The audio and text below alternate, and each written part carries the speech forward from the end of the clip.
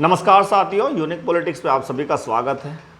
साथियों, बड़ी खबर आप सभी को पता होगी क्योंकि सभी चैनलों पर, सोशल मीडिया पर यह खबर चल चुकी है कि बीएसपी ने फाइनली हरियाणा के अंदर गठबंधन कर लिया है और गठबंधन भी बड़ी पार्टी से किया है। इंडियन नेशनल लोकदल जो पार्टी है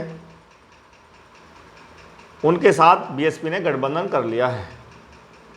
उत्तर प्रदेश के अंदर 2024 के चुनाव में ही लोग ये चाहते थे कि बीएसपी गठबंधन करे और बीएसपी ने गठबंधन नहीं किया तो निराशा लोगों को हुई, जिसके कारण शायद उन्होंने पूरी मेहनत भी नहीं की और बीएसपी 0 सीट पूरे देश के अंदर लेके आई। पूरे देश में लगभग 488 सीटों पर बीएसपी ने चुनाव लड़ा, जिसमें उनकी करारी हार हुई। लेकिन इस करारी हार के बाद से लगातार मायावती जी अपनी रणनीति को चेंज कर रही हैं, बदलाव पार्टी में कर रही हैं। जो कार्यकर्ता, सक्रिय कार्यकर्ता हैं, उनको जिम्मेदारी दे रही हैं। तो बड़े बदलाव देखने को मिल रहे हैं और उत्तराधिकारी आकाश आनंद जी को फिर से बनाया है।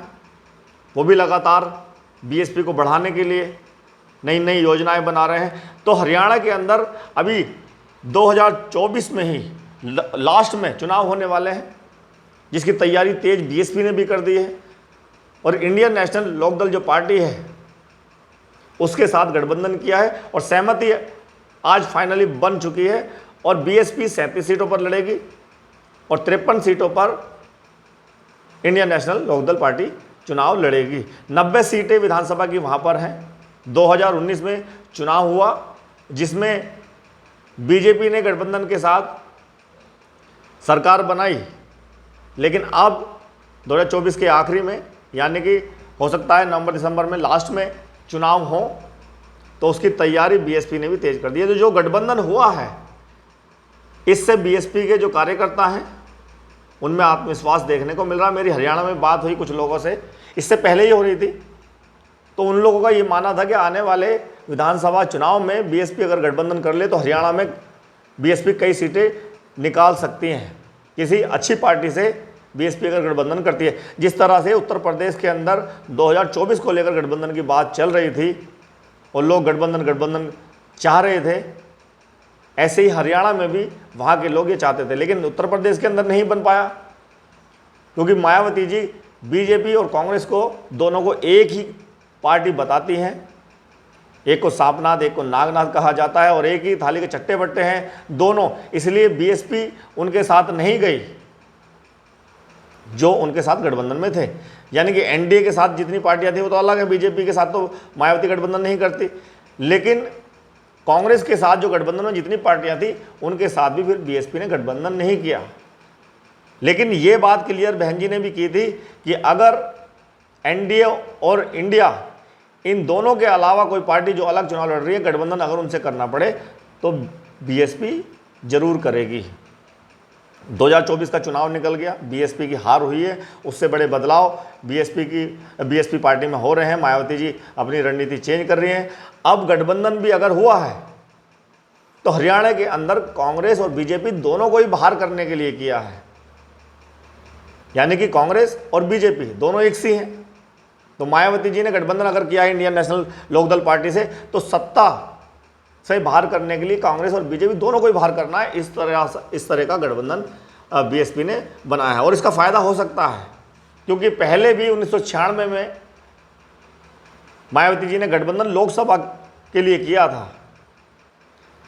10 सीटें हैं वहां लोकसभा की, जिसमें 3 सीटों पर बीएसपी लड़ी थी और 7 सीटों पर इंडियन नेशनल लोकदल पार्टी लड़ी थी।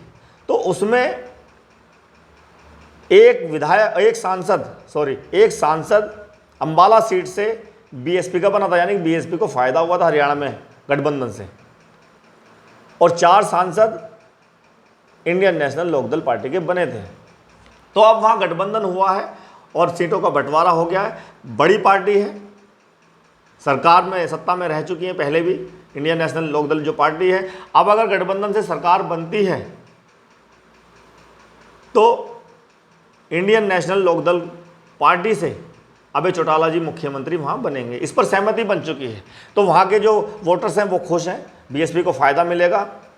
लोगों का, जानकारों का मानना है कि मायावती जी ने बहुत बढ़िया रणनीति के तहत ये गठबंधन किया है, इसका फ़ायदा बीएसपी को मिलने वाला है।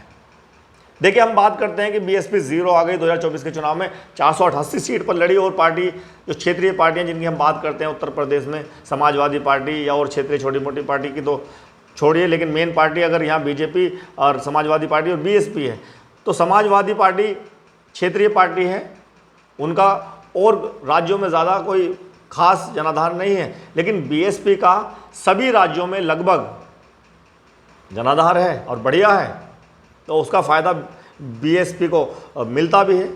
आपने देखा राजस्थान में भी अभी चुनाव हुए, वहाँ भी 2 विधायक उन्होंने बनाए, पहले ज़्यादा भी बने थे, छत्तीसगढ़ में भी बने, मध्य प्रदेश में भी बने, पंजाब में भी बीएसपी बनाती है। अब आकाश आनंद की जो सकारात्मक सोच है उसका बड़ा फ़ायदा बीएसपी को मिल सकता है। अब वो सकारात्मक सोच क्या है? सकारात्मक सोच ये है कि बीएसपी के राष्ट्रीय कोऑर्डिनेटर और बीएसपी के उत्तराधिकारी आकाश आनंद जो ये कहते हैं कि बीएसपी की हर राज्य में सरकार हम बनाएंगे और केंद्र में भी सरकार बनाएंगे, ये बड़ी बात है। यह आत्मविश्वास होना चाहिए, ये सभी कार्यकर्ताओं में आत्मविश्वास होना चाहिए। और जब इस तरह का लीडर कोई आता है तो कार्यकर्ताओं में जोश उत्साह पैदा होता है, कुछ करने का जुनून पैदा होता है। तो ऐसे नेता की ज़रूरत थी। मायावती जी ने दोबारा से जनता की मांग पर आकाश आनंद जी को राष्ट्रीय कोऑर्डिनेटर और उत्तराधिकारी बनाया है। ये बहुत बढ़िया उन्होंने किया है, बड़ी अच्छी सोच लेकर आकाश आनंद जी चल रहे हैं। इस तरह की सोच हर नेता की होनी चाहिए। और आपने सभी ने देखा जब उन्होंने प्रचार प्रसार शुरू ही किया था तो जितने यहाँ उत्तर प्रदेश के अंदर बड़े नेता हैं उनसे बड़ी लोकप्रियता उनकी बढ़ती जा रही थी। दलितों में, बहुजनों में, मुस्लिमों में सब उनको पसंद करने लगे थे। आकाश आनंद की मांग पूरे देश ने की, उत्तर प्रदेश ने ही, पूरे देश की जनता ने उनके लिए की। तो मायावती जी को अपना फैसला बदलना पड़ा और उनको फिर से राष्ट्रीय कोऑर्डिनेटर बनाया, उत्तराधिकारी बनाया। ये बहुत बढ़िया किया। ऐसे नेताओं की बहुत ज़रूरत है। कुछ लोगों का मानना ये है कि जिस तरह से हरियाणा में गठबंधन हुआ है, अच्छी पार्टी से हुआ है, बड़ी पार्टी से हुआ, ऐसे ही उत्तर प्रदेश में भी होना चाहिए। देखिए, वो आने वाला समय है। उत्तर प्रदेश में 27 के चुनाव में काफ़ी समय है अभी, लेकिन जब अभी इसी 24 में चुनाव होने वाले हैं तो मौके की नज़ाकत को देखते हुए मायावती ने फैसला लिया है, बहुत ही उम्दा फैसला लिया है। उत्तर प्रदेश में जब चुनाव होंगे 2027 के विधानसभा चुनाव, हो सकता है तब कुछ और किसी के साथ गठबंधन हो, वो कौन सी पार्टी होगी वो आने वाला समय बताएगा। अभी जहाँ जहाँ चुनाव होने हैं, बिहार में भी अगले साल चुनाव होने हैं 2025 में, दिल्ली में चुनाव होने हैं, और बीएसपी अब सभी राज्यों में अपने प्रत्याशी खड़े करेंगे, यानी कि हर राज्य में चुनाव लड़ेंगे। जिस तरह से आकाश आनंद जी ने बात की है कि हम इस रणनीति पे काम कर रहे हैं कि हर राज्य में बीएसपी की एक दिन सरकार बनाए और केंद्र में भी बीएसपी की सत्ता लेकर आए, जिससे देश के गरीब, वंचित, शोषित और जिनके खिलाफ अन्याय होता है, चाहे वो किसी भी समाज से हो, उसको हम रोक सकें, देश में एकता ला सकें, देश में समानता ला सकें, देश में बदलाव कर सकें। उसके लिए हर राज्य में और केंद्र में सरकार बीएसपी की आएगी, उस रणनीति पर वो काम कर रहे हैं। लेकिन ये जोश जो है, ये उत्साह जो है, ये आत्मविश्वास जो है, ये बहुत ही बढ़िया है। ये बीएसपी के हर कार्यकर्ता में, बल्कि वोटर्स में भी ये जोश पैदा कर रहा है, कुछ करने का जुनून पैदा कर रहा है। तो आकाश आनंद जी जिस तरह से परिपक्व हैं, मायावती जी ने एक शब्द दिया था जब उनको हटाया था कि यह परिपक्व है, लेकिन सब ने कहा वो परिपक्व है। आज दिखाई भी दे रहा है, माना भी जा रहा है कि वो परिपक्व ही है। फायदा मिलेगा गठबंधन का, और आने वाले समय में किस किस के साथ गठबंधन हो सकता है। एक बात और मैं आपसे कहना चाहता हूं कि हमारा मानना और कुछ जानकारों का मानना यह है कि बीएसपी राष्ट्रीय पार्टी तीसरे नंबर की है और कई राज्यों में बहुत बड़ा जनाधार है।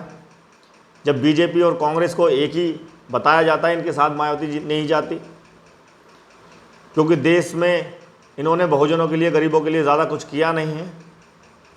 तो मायावती जी केंद्र में लोकसभा के चुनाव में अगर सत्ता हासिल करेंगी तो जानकारों का मानना, हमारा मानना ये है कि उनको तीसरा मोर्चा बनाना होगा। बहुजन समाज पार्टियां बहुत सारी हैं, बहुजनों की पार्टी बहुत सारी हैं। अगर वो एक साथ मिल कर के चुनाव लड़ती हैं और बीएसपी के नेतृत्व में कोई तीसरा मोर्चा बनता है तो उसका फ़ायदा बीएसपी को भी मिलेगा, उन पार्टियों को भी मिलेगा, और फिर बीजेपी और कांग्रेस दोनों से लड़ा जा सकता है।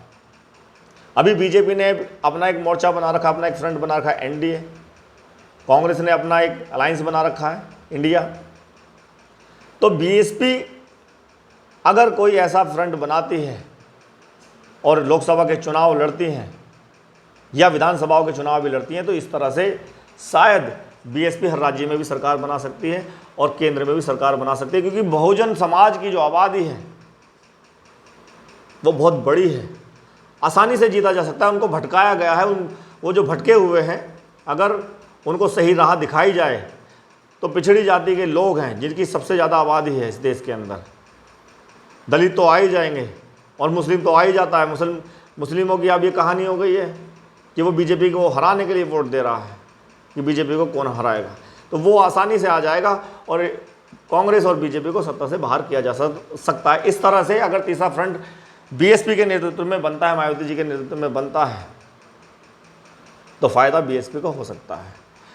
ये तो बहन जी का निर्णय हो गया, वो क्या प्लानिंग कर रहे हैं, हो सकता है हम ऐसा सोच रहे हैं उन्होंने प्लानिंग कर रखी हो, कई पार्टियां उन्होंने जोड़ रखी हो, कई पार्टियों से बात, जिस तरह से अब बीएसपी के साथ अकाली दल का भी गठबंधन होता है, आपने देखा इंडियन नेशनल लोकदल का भी अब गठबंधन हो गया, और भी पार्टियों का और राज्यों में होता है, तो एक फ्रंट बन सकता है और शायद इस पर बात भी चल रही हो। आने वाले समय में ऐसा हो कि बीएसपी अगर लोकसभा का चुनाव 2029 में होगा तो कोई फ्रंट बना के, तीसरा मोर्चा बना के ही हो, क्योंकि बीजेपी के साथ और कांग्रेस के साथ तो शायद मायावती जी कभी ना जाएं। चलिए, बहुत बहुत धन्यवाद, नमस्कार।